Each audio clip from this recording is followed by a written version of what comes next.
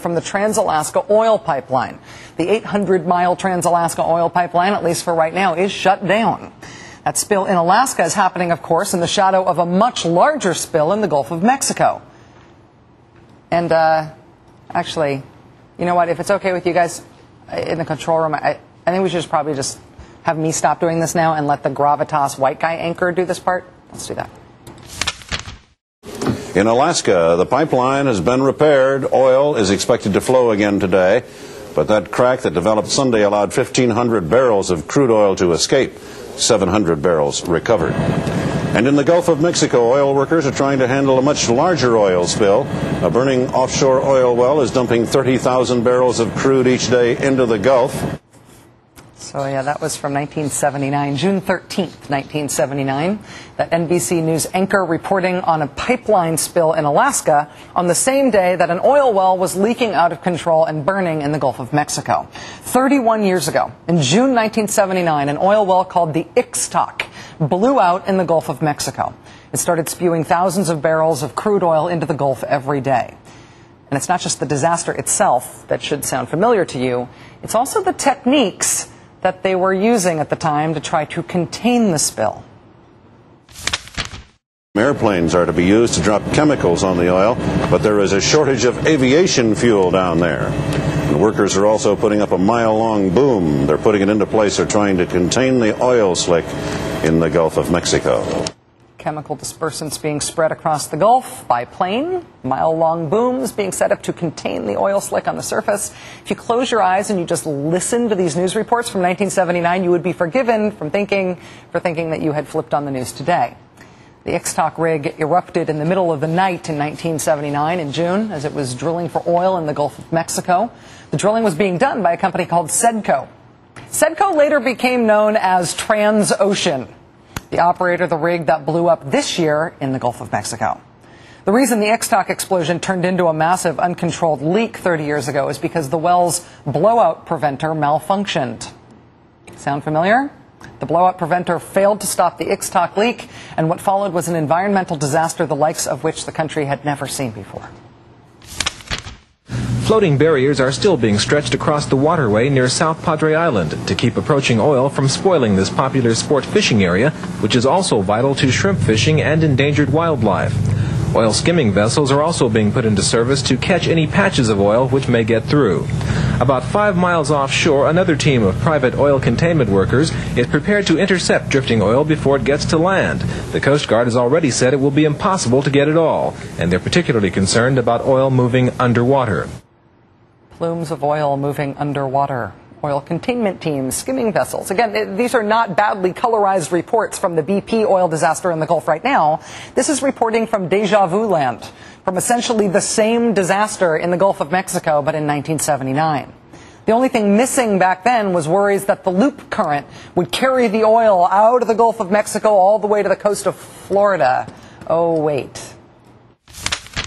There is now a distinct possibility that oil spilling from that runaway Mexican well could spread as far as the Gulf Coast of Florida. That from an official of the EPA. The Ixtoc disaster in 1979 in the Gulf of Mexico went on for weeks. Then weeks turned into months. The reason it went on for so long is because even though oil companies were allowed to drill offshore like that, it turns out they didn't know how to stop a leak when disaster struck. Nothing they tried worked. In the Gulf of Mexico, rain and heavy seas are hampering efforts to cap a Mexican oil well it has been spilling since June 3rd, the worst spill in history. Workers are trying to put a giant cone over the well. Despite inclement weather, they may try again today. Trying to put a giant cone over the well. In 2010, this giant cone strategy is what we were sort of euphemistically calling the top hat. I wonder if they had a euphemistic name for it back in 1979. Mexican officials are calling it Operation Sombrero. Workers have been trying since the weekend to put a 300-ton steel cone over the mouth of the runaway well. Officials say once in place, the cone will collect up to 90% of the crude oil, which has been gushing from the well for more than 3.5 months. From 10,000 to 30,000 barrels a day have flowed into the Bay of Campeche and the Gulf of Mexico. As with BP's top hat, the Ixtoc spill's Operation Sombrero ultimately failed to stop the leak. But they had other ideas back then that were sure to solve the problem. Ideas like shooting metal spheres into the well to cut the flow of oil. You might call that today a junk shot. They also tried pumping cement and salt water into the leaking well to try to jam it up. You might call that a top kill maneuver. Neither of those things worked. For months and months and months and months and months, the Ixtoc well continued to leak uncontrollably until 2 relief wells are still being drilled to relieve pressure on the blown-out well, so it eventually can be capped. Relief wells. 9 agonizingly long months after the Ixtoc well exploded, a pair of relief wells finally allowed the engineers to cap the leaking well. That was 31 years ago. I am 37 years old, and this happened when I was 6. Those haircuts are back in fashion. And the stuff that did not work back then is the same stuff that hasn't worked now. Same busted blowout preventer, same ineffective booms, same underwater plumes, same toxic dispersant, same failed containment domes, same junk shot, same top kill. It's all the same technology. The Ixtoc well, which couldn't be plugged for 9 months, was in roughly 200 feet of water. Now in 2010, we're using the same exact techniques to try to plug a well that is leaking in 5,000 feet of water. Now look, maybe this top kill maneuver will work. We obviously hope and pray that it does. Praying does seem wiser than hoping at this point. That said, as we reported earlier this hour, BP executive Doug Suttles says tonight that it looks like it's drilling mud and not oil. That is what's now coming out of the ruptured well, but they can't tell for sure. The thing that's essentially been guaranteed to work in the past is a relief well, and that's still months away from being complete. The oil companies keep talking about how technologically advanced they are. But what they've gotten technologically advanced at is drilling deeper.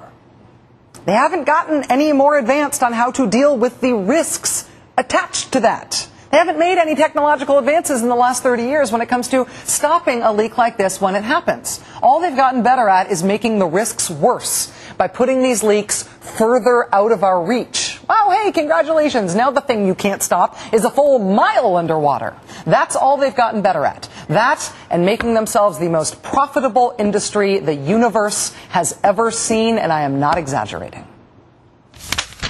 Officials say the oil could reach all the way to Florida as it continues to threaten the U.S. coast for months. William Monroe, NBC News, South Padre Island, Texas.